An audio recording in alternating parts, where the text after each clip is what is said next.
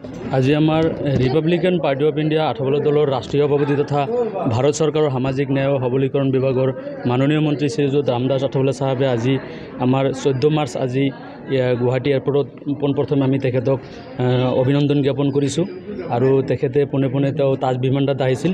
চৰকাৰী এখন মিটিং আছিল আৰু মিটিং শেষ কৰাৰ পিছত এতিয়া এই কলেজত এইখনত আমাৰ প্ৰেছ মিট আছিল আৰু এই প্ৰেছ মিটত তেখেতে বিভিন্ন ধৰণৰ কথা উল্লেখ কৰিছে যে ৰিপাব্লিকান পাৰ্টি অফ ইণ্ডিয়া আঠবলে দলে ডক্টৰ বাবা সাহেব আম্বেদকাৰৰ আইডিঅলজি মতে ৰাইজৰ হৈ কাম কৰি আছে, গোটেই ভাৰতবৰ্ষত কাম কৰি আছে আৰু বিশেষকৈ আমাৰ অসমতো কাম কৰি আছে আৰু অসমে দীৰ্ঘদিন ধৰি আমি দলৰ হৈ ৰাইজৰ হৈ বিভিন্ন উন্নয়নমূলক কাম কৰি আছোঁ। উদাহৰণস্বৰূপে আমি বৰপেটা বাগবৰত 100 কোটি টকাৰ ৰাস্তা ইতিমধ্যে সম্পূৰ্ণ হৈছে, বাগবৰত এখন মডেল ডিগ্ৰী কলেজ সম্পূৰ্ণ হৈছে, চহৰ অঞ্চলত বৰ্ড এম্বুলেন্স 108 গাড়ী, দিব্যাংগ স্কুল, জলজলি নদীৰ ওপৰত দলং অনুমোদন হৈছে, বাগমাৰা টু চিমলিতলা আৰু অন্যান্য বিভিন্ন স্কিম আমাৰ ইতিমধ্যে মঞ্জুৰি হৈ কাম প্ৰায় সম্পূৰ্ণ হোৱাৰ পথত।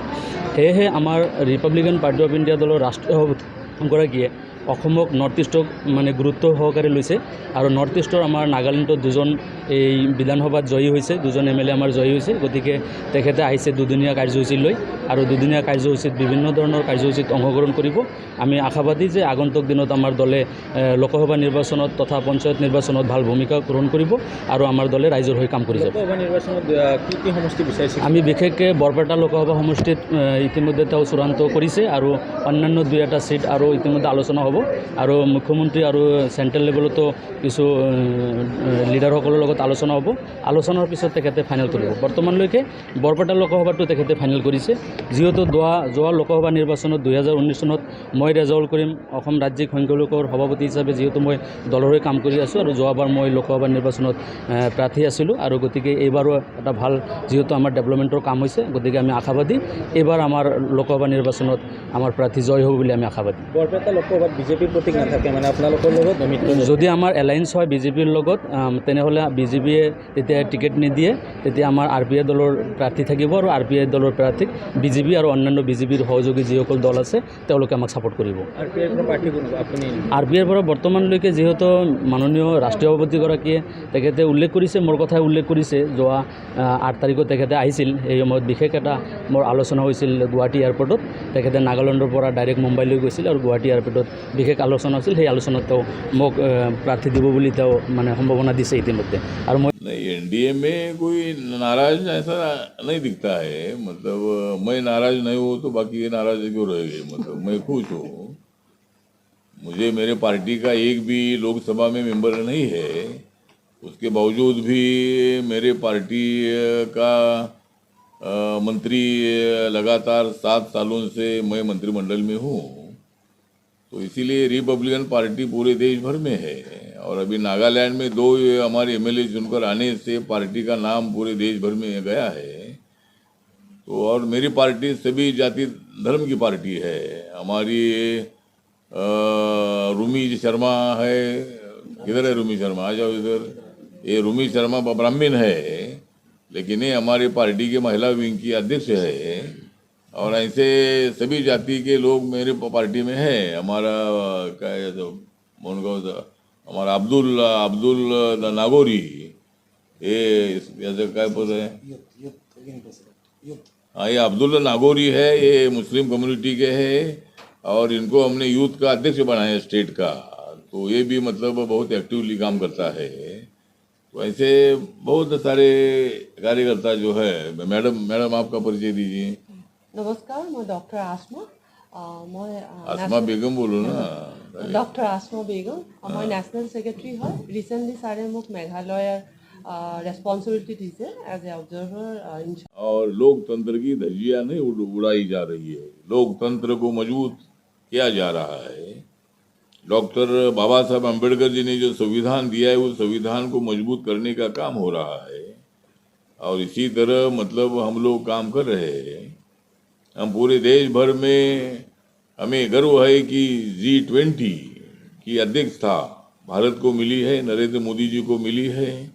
जो बड़ी बड़ी कंट्रियां है, अमेरिका है, रशिया है, या ऐसी बहुत सारी बड़ी बड़ी कंट्रियां जो 20 कंट्रियां है, तो G20 में ये कंट्रियां है और G20 की अध्यक्षता पहली बार इतने सालों में भारत को मिली है। ये हमारे लिए गौरवशाली ये वर्ष हमारे लिए है और नरेंद्र मोदी जी के नेतृत्व के कारण ही हमें इतना सम्मान पूरे दुनिया में मिला है। तो नरेंद्र मोदी जी पूरे दुनिया में नंबर 1 पॉपुलर नेता है। बहुत सारे सर्वे हुए, उसमें नरेंद्र मोदी जी नंबर 1 है और नरेंद्र मोदी जी के खिलाफ हर पार्टी का एक आदमी प्रधानमंत्री के लिए उत्सुक है, लेकिन प्रधानमंत्री पद मिलने का विषय नहीं आता है। 2024 में हम चुनाव जीतेंगे और बीजेपी कम से कम 350 तक बीजेपी को सीट मिल सकती है, एनडीए को 400 के ऊपर सीटें मिल सकती है और उसी तरह का हमारा प्लान है। अभी नॉर्थ ईस्ट में आपने देखा है कि तीनों राज्यों में एनडीए की सरकार आई है, नागालैंड, मेघालय और त्रिपुरा है और उसमें मुख्यमंत्री हिमंता बिस्वा शर्मा जी, इनको हम निमंत्रित करने वाले हैं। बाकी के भी सोशल जस्टिस मिनिस्टर उनको भी निमंत्रित करेंगे, लेकिन मेन हमारे मुख्यमंत्री हिमंता बिस्वा शर्मा जी उसमें प्रमुख अतिथि के रूप में, उद्घाटक के रूप में उसमें आएंगे। उसमें मैं भी मौजूद रहने वाला हूं और उसमें 30-40 हज़ार से ज़्यादा लोग उसमें मौजूद रहेंगे। इसी तरह की एक बड़ी रैली आरपीआई के नेतृत्व में आज़ादी का अमृत महोत्सव मनाने के लिए हम सब लोग वहाँ इकट्ठा कर रहे हैं। हिंदू हो, मुस्लिम हो, दलित हो, ओबीसी हो, जनरल कैटेगरी के लोग हो, जो हमारी पार्टी से जुड़े हुए लोग हैं, तो सभी को बड़ी संख्या में हम वहाँ लाएंगे और आज़ादी का अमृत महोत्सव हम मनाएंगे। आज़ादी के लिए जिन्होंने संघर्ष किया उनको याद करेंगे। आज़ादी के बाद देश देश की स्थिति क्या है इस पर भी हम चर्चा करेंगे और मोदी सरकार आने के बाद यहाँ डेवलपमेंट कैसी गतिशील हो रही है इस पर भी हम चर्चा करेंगे। तो वो भी है। और दूसरा, नागालैंड में रिपब्लिकन पार्टी ने अपने बलबूते पर 8 कैंडिडेट हमने चुनाव में उतारे थे और उसमें हमारे 2 एमएलए चुनकर आए हैं और लिमा चांग। और असम में हिमंता बिस्वा शर्मा जी का काम बहुत ही अच्छा है। उन्होंने सभी वर्गों को लेकर अपना काम शुरू किया है। असम के डेवलपमेंट के लिए वो बहुत ही ताकत से काम कर रहे हैं और ज़रूर भारत सरकार उनके साथ है। नरेंद्र मोदी और हमारी सरकार उनके साथ है। जो भी योजनाएं वो वहाँ दिल्ली में भेजेंगे, ज़रूर उसको मंजूरी देने का काम ज़रूर केंद्र सरकार करेगा। कैंडिडेट हाँ, तो मैंने बोला कि जिस तरह हमारी पार्टी अभी कई जिलों में काम कर रही है असम में, तो ज़रूर हम बीजेपी के साथ बात करेंगे और आरपीआई को 1-2 सीट मिलने के लिए कोशिश करेंगे और हम चुनाव लोकसभा का लड़ना चाहते हैं। अगर हमारी एक भी सीट यहाँ चुनकर आएगी तो पार्टी को यहाँ रिकॉग्नाइजेशन मिल सकता है। नागालैंड में हमारे 2 एमएलए चुनकर आने से नागालैंड में हमारी पार्टी को स्टेट की मान्यता में मिली है और स्टेट में हमारी पार्टी रिकॉग्नाइज हो गई है।